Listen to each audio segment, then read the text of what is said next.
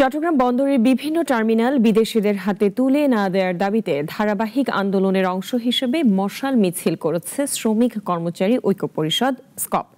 সিদ্ধান্ত না পাল্টালে হরতাল অবরোধের মতো কর্মসূচির হুঁশিয়ারি দিয়েছেন নেতারা।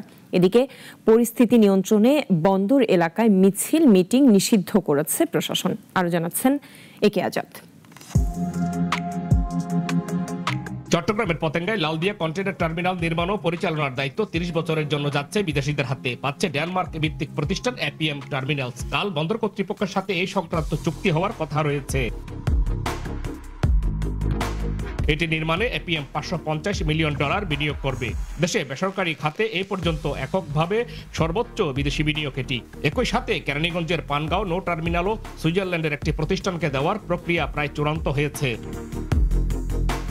এছাড়াও bay terminal, new mooring container terminal, এনসিটির পরিচালনার ভারও বিদেশিদের হাতে ছেড়ে দেওয়ার প্রক্রিয়া চলছে। পরিস্থিতি বিবেচনায় আগামী 11 ডিসেম্বর পর্যন্ত বন্দরের আশপাশে সব ধরনের সভা সমাবেশের ওপর নিষেধাজ্ঞা জারি করা হয়েছে। কিন্তু এর মধ্যেই সরকারের সিদ্ধান্তের প্রতিবাদে ধারাবাহিক আন্দোলন চালিয়ে যাচ্ছে স্কপ। জুলাই বিপ্লবের পর বর্তমান সরকার কেন একই পথে হাঁটছে তার জবাব চেয়েছেন নেতারা।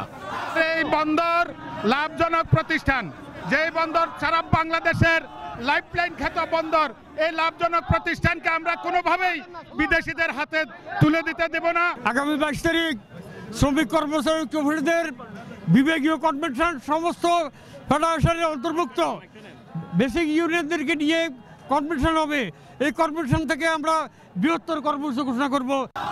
সরকার সিদ্ধান্ত থেকে সরে না আসলে বৃহৎ পরিসরে হরতাল অবরোধের মতো কর্মসূচির হুঁশিয়ারি দিয়েছেন স্কপ নেতারা। একে আজাদ, নাগরিক, চট্টগ্রাম।